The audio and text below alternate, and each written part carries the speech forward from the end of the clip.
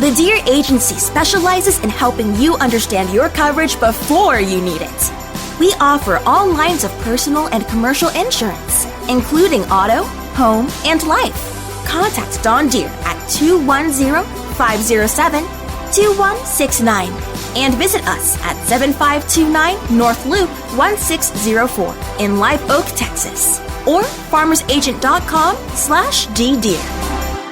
Are you pregnant and alone? You have options. The Sanctuary of Hope offers expectant mothers ages 12 to 22 a place to live, medical care, counseling, continued education, and options to raise your baby in a loving environment or help you with adoption. We want to help provide you and your baby with a bright future. Call us or email us today and let's walk through this together. 210-499-1554 or sohcares.org. All inquiries are confidential. I Am Refocused Radio is brought to you by Documation, service that serves. Technology solutions to keep you moving forward. Visit nation.com today. You are listening to I Am Refocused Radio with your host, Shemaya Reed. This show is designed to inspire you to live your purpose and regain your focus. And now, here's your host, Shemaya Reed. Hey, welcome to I Am Refocused Radio. We are here once again, and today we're going back with SAPD, and we're going to name this segment. We officially got the green light from Officer Green. We're going to call this segment The Blue is With You, and today we're going to be talking to Detective Mark Harris with SAPD. I just want to welcome you to the show, I Am Refocused Radio, and say, how are you doing today, sir? Pretty good, sir. Thank you. So first and foremost, let's tell the audience a little bit about yourself. 3 weeks short of being 62. I've been was in the military. That's how I ended up in San Antonio. And after growing up in Los Angeles, found that San Antonio, when I looked at places to go, I thought San Antonio would be the best place to raise my family, and turned out it was. So in a nutshell, that's why I'm here. You know, I love being an officer here with San Antonio. I don't think I would be happy any other place. So tell us a little bit about growing up. How was life where you were growing up? Definitely a life experience, a learning experience, because I could have went either way. I could have got involved in the gangs and drugs and all that, because it was right there at my doorstep every single day when I was growing up until I left Los Angeles, joined the military. It was normal to me, though. It wasn't like you'd have to grow up in that environment to understand what I'm saying, but it was pretty much normal, seeing all the things that I saw growing up. And what were some of those things that you were seeing when you were growing up? Well, it was a lot of gangs. Gangs would always try to get you to join. They would try to, make it seem like that they were the only ones there, especially I grew up in a single-parent home, but my mother was tougher than any gang member I ever saw in my life. And that's probably why I'm a police officer and raised my family to this day because of her. It was different. And you mentioned that you joined the military. Which branch did you join? I joined the Army in 1983. That in itself, too, was another life learning experience. And when you joined the Army, what was that process like, and where did you end up going? The process wasn't that bad. Actually, it was pretty much an escape, because prior to joining the military, I had recently gotten married in 1981, and I'm still married to the same lady. So I joined the military because I wanted to do better, for the family. I want to have something stable to get a career going. But it was different. I have to say, growing up in L.A., you always saw interracial relationships. Everything was wide open. There was alternative lifestyles, everything. So it was nothing that I would see anywhere other place. So when I joined the military and traveling around to different places, you didn't see these things. But the racism was there, and that was a big cornerstone of my life when I really actually got to see and feel the bias that was put upon me just because I'm African American. When you came to San Antonio for SAPD, what sparked interest to come to San Antonio? Funny you say that, because when I was stationed at Fort Hood, I was contemplating on getting out of the military, and it was right around 91, 92.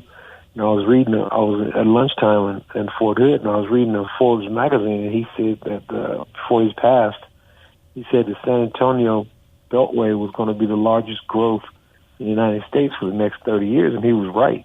So that was the main reason. Plus, the state of Texas does a lot for the veterans.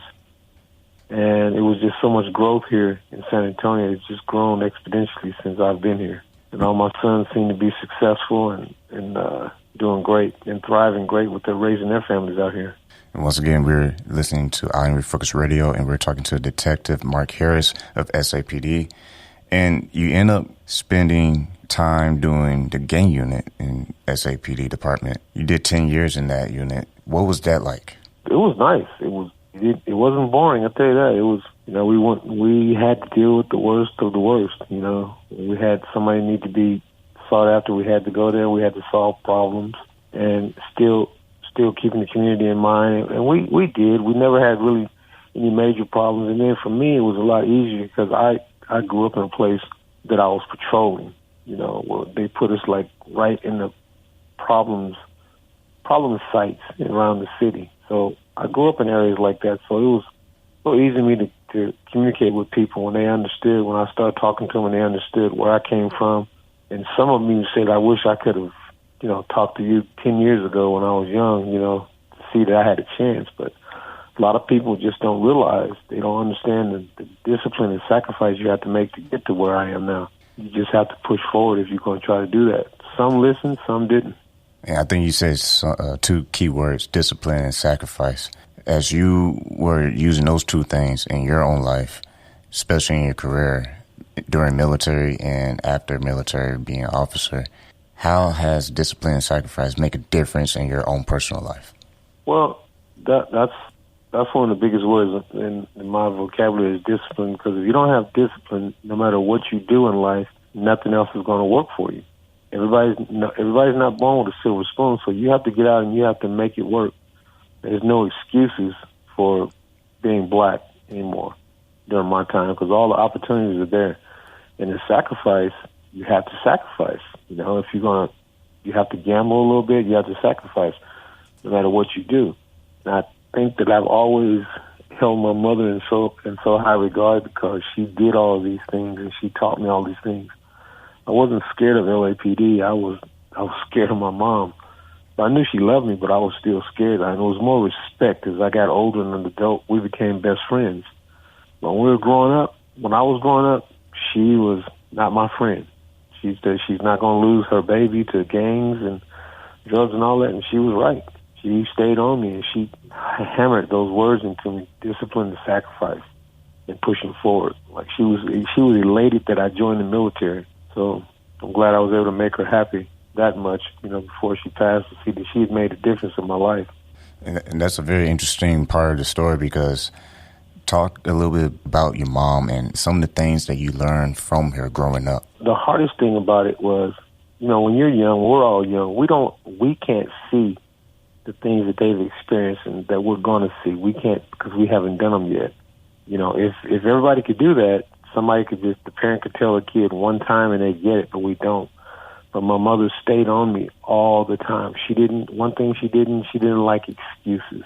There's no excuses. She always told me there's a difference between an accident and a mistake. An accident just happens. It just happens. And there's a difference in that mistake. When you make a mistake, you pretty much know that you have a chance to you could make a mistake by taking a chance doing it. So once I figured out the difference of it, she went on to the next chapter, no matter what it was. I remember growing up, she was, we lived in a pretty rough place there in South Central. It was pretty rough. It was always around gangs, and every day before I leave, she would tell me, hey, keep your head straight, come home, just every day was always something. I thought she was always worried about me, but what it was just she knew what the world was going to be like, evolving, especially from where she came from in Mississippi. And she was born in 1929. So she used to tell me stories of how it was back then, and then in relation to what was going on at the current time, like with all the bad things that were going on, race relations in Los Angeles. And she would explain to me that you're going to have to deal with these things one day, no matter what you do, no matter what job you get. You're going to have to prove yourself, probably a little harder than the next person. And she was right. But it still developed a solid foundation for me when I raised my kids. I raised my sons my 4 boys the same way. And they finally got it when they became adults, just like I did. They became adults and got their families and kids. They understand now. They get it. And they come back and tell me, you were right, Dad. And all I can say was your grandmother that taught me. So. And once again, you're listening to I Am Refocused Radio. We are talking to Detective Mark Harris from SAPD. And I'm glad we went back to childhood with your mom, because I think that's a very important part of your story. And it's very interesting to know that she really prepared your mindset before you left the house. Because it's one thing having your mom's guidance and her protecting you and giving you words of wisdom. But it's another thing when you're outside the house. So when you're outside of the home growing up, how was that? Because I know that wasn't super easy. How was that? How did you manage keeping your mom's words and putting it into play? Well, she also talked about peer pressure. You know, she told me things were going to happen. Like I taught my son. She used to use candy as a an example. She said, "You're going to be out in the street one day." What happened? Let me backtrack. What happened was, I remember coming home one day and I ended up getting a whooping because my mother always told me, don't accept candy or any food from anybody around the neighborhood unless you talk to me. Come ask me first. So I didn't. She came home and I was sitting on the porch and I was eating a piece of candy. And she asked me, where did I get it from? And I said, I got it from my friend next door. So I was thinking, well, since she knew my friend, it'd be all right, but it wasn't all right. So I got a whooping for it. And then she said, one day that piece of candy is going to be some drugs. Going to be some kind of drugs, and you're going to have a choice to make. You're either going to go ask about it, or you're going to, oh, no, that's not right, because drugs are not right. And that's the same thing I taught my boys, and they learned their lesson, too. And they lived from it. They lived by it. And they teach their kids the same thing. I can only imagine that with these stories from your mom, you must have shared some of these stories with the people you interacted with when you were in SAPD gang unit as well. Oh, yeah. I tell them, even, it might sound, I don't know. Well, I know a buddy of mine used to call me the deacon. He said I was always preaching, always talking. He didn't say preach, he said I was the deacon. So he'll hear this and he'll know who I'm talking about. I don't want to call his name out. But, I would try to give him an option, tell him that if God's with you, you're going to grow old one day. And the decisions you make now are going to be profound in your life later on. Just like if I'd have made some wrong decisions, I would not have been a police officer anywhere. If I would have got arrested for drugs, for marijuana or whatever kind of drugs, I would not be a police officer right now. And I think about that going back, I think about that all the time going back, and all the time the people I tried to help on the gang unit. And to this day, I have people that I've arrested, and they come back and they talk to me like I'm not their best buddy. Say, hey, you were right, Harris. I have people that are in the process of trying to make it better now who are reformed, and they tell me, you were right, Harris. And I try to tell them that you're going to get older and wiser. Good Lord, let you live. If that's down that road. And it seems like some people get it, maybe a little too late, but most people don't take heed to that advice. When somebody's trying to teach them something, because if they haven't experienced it, they don't understand. They can't feel it. And I want to go back to the two things you said in this interview, sacrifice and discipline, because that's being echoed throughout every story that you're saying in this interview today. If you're able to reach one person today that listens to this show, especially a black person, because you said earlier in the show, no excuses, discipline, sacrifice. If you could give a message to someone right now, listen to this show, what would you tell that person? Look in the mirror and ask yourself who you are and what you want to be, and don't stop from that. And I'm talking about what you want to be, something that you don't have to look over your shoulders, something that you can be prideful of. And understand, everybody's not going to be rich. As long as you can feed yourself the legal way, the right way, and you don't have to look over your shoulder, and you're happy, you can smile every day, and you can instill something in your children if you have them, or your nieces or nephews, then that's what you do. That's the only way, and that's that discipline. You have to have discipline, and don't let peer pressure, don't fall to peer pressure. And you can have a successful life just being happy. It's just, that's one thing in my life that I look back on, even after all these almost 62 years of living, is that the discipline and sacrifice and the work ethic It's like self-fulfilling. Just if you don't get any of these things when you grow up, and that's what I understood when I worked the gang unit.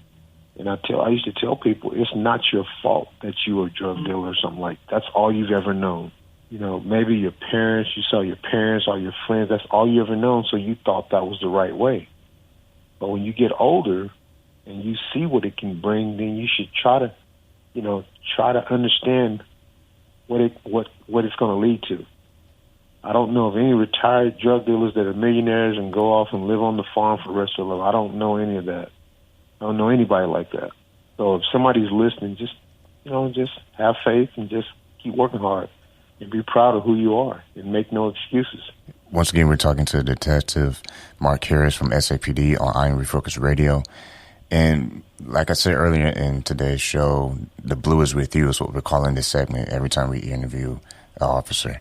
With the climate of today and with things that are being said about officers, what would you say to the community of San Antonio as far as helping them be educated on what officers are here for the community? One thing I'd like to say is that every officer is not bad. Every officer that you see they're not the ones that you see that are out there doing the wrong thing. You know, like I said, there's a difference between an accident and a mistake. An accident you have no control over. A mistake you do. Because you know going in you can make a mistake. We know here at San Antonio we're all trained the same way. We understand. One bad apple, you can't demonize all of us because most all of us have families, wives, and kids. We want the same thing. We don't want to see our kids out there getting brutalized by some rogue police officer. We don't want that, and it still goes on myself. I've gotten stopped by other agencies myself, and they didn't. And until they find out I'm a police officer, the whole attitude changes. But that's part of life. We didn't have any control over people today. We didn't have any control over slavery. We weren't born into slavery. We know where it started. We know what it was like for 400 years, looking back through history. I don't want to sound indifferent, but I understand what a certain culture, they were taught to believe that blacks were less than a human. That's what they were taught from a baby. So what else are they going to know? The only time change is going to go is change itself, time itself. In time, all this will be behind us. It'll change one way or another. But I think it's getting better. But as far as an African American living today, we have a lot of opportunities, but I don't think we're seizing the opportunities that we have to do the right way. But I don't like being demonized because of one bad officer. I don't think that's fair. And I'm going on a limb to say, is that not racism? If you believe that, if you think one officer is the same as one officer that's doing bad is the same, and everybody else is the same. I don't necessarily agree with that because there's I know so many good officers. I've never watched an officer that I work with or do anything like we've been seeing on the TV because I wouldn't put up with it. I can't deal with that because I saw it growing up. Like the Rodney Kings, we used to see Rodney Kings once a month. So growing up where I grew up, we looked at each other when we first saw Rodney King and said, man, if somebody would have had a video camera 2 months ago, they would have saw 2 or 3 of those incidents, you know. But it just happened to be caught on video, and that's what brought it to light. Once again, we were talking to Detective Mark Harris from SAPD, and this conversation is very, very good for, especially in today's time, is a timely message. What else would you say to someone who's listening right now who might say, you know what, this is interesting. I wonder what it would take to be an officer, especially right here in San Antonio. We know that they can go to the website, sapdcareers.com. But from yourself, what words of wisdom would you give a future officer? Well, first of all, don't be intimidated by an officer. You know, all we want, we don't want to go out and have to fight anybody or have to pull our gun on anybody like that. Just talk to an officer. Just talk to him. If you stop him, hey, if I'm 24 years old, hey, I'm thinking about becoming an officer. And first thing I ask, why do you want to become an officer? What motivates you to become an officer? And once you realize what it is, or you think you know what it is, then you just start asking more questions. You call recruiters. And I happen to be an investigator in the processing of all new recruits that come on the department. And that's what I always ask them. Why do you want to be a police officer? Is there a specific reason? You know, I remember, like, for myself, and the reason I asked it all the time for myself, I used to have the officers that I understand now that patrolled our area where we live. They told me I was going to be nothing but a dirty N-word, just like one of my brothers, you know. And I was like, okay, I didn't understand it at the time. As I got older, I understood.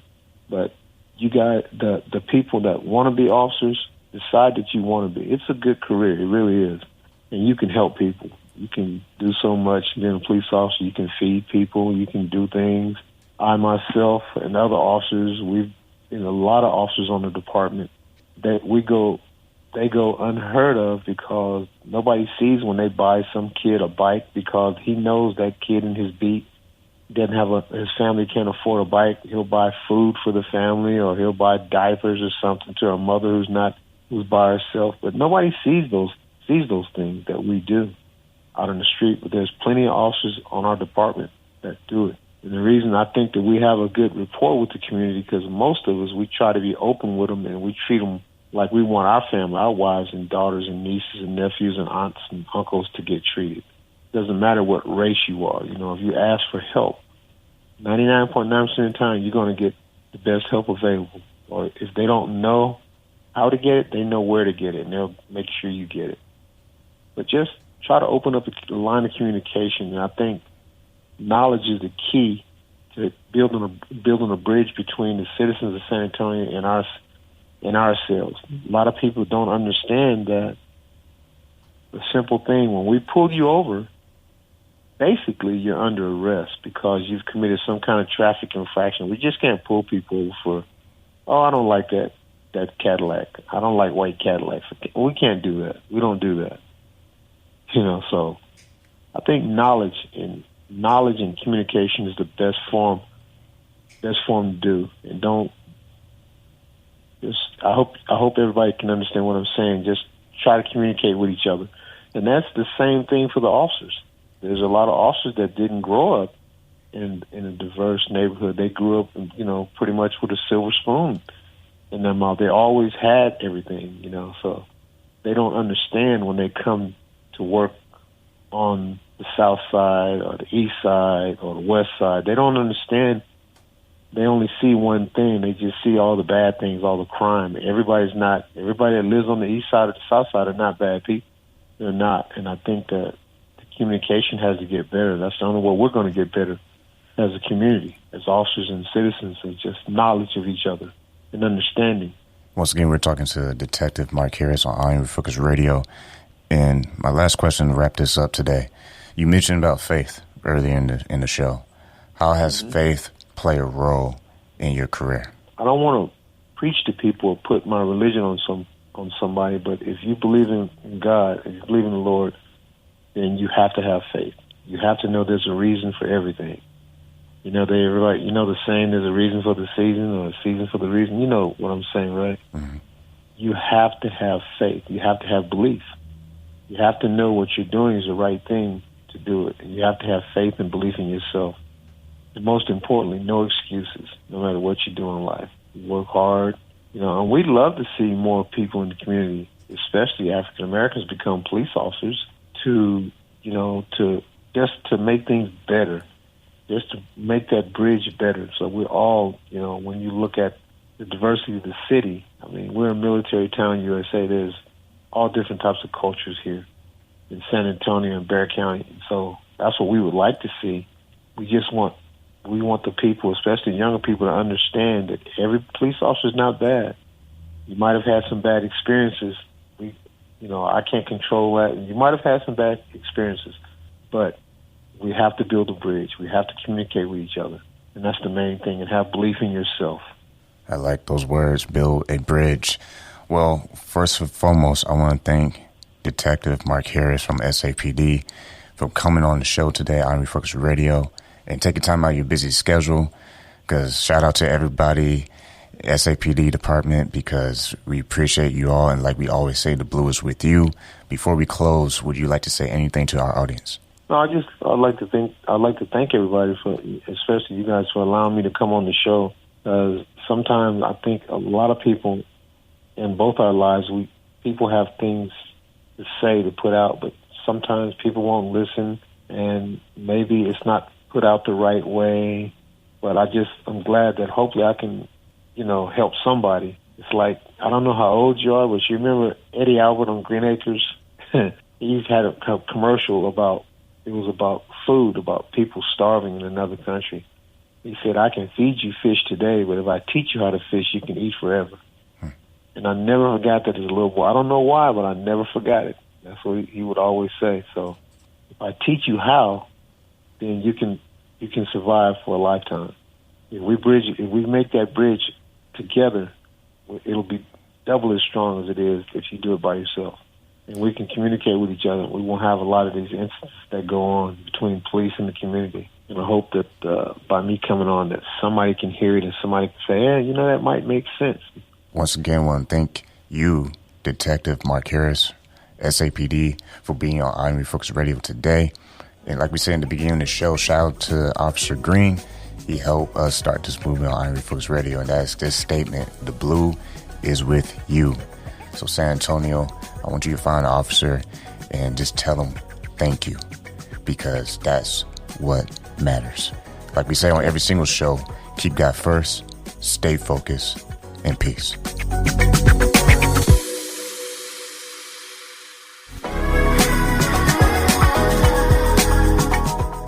Thanks for listening to I Am Refocused Radio, brought to you by Documation.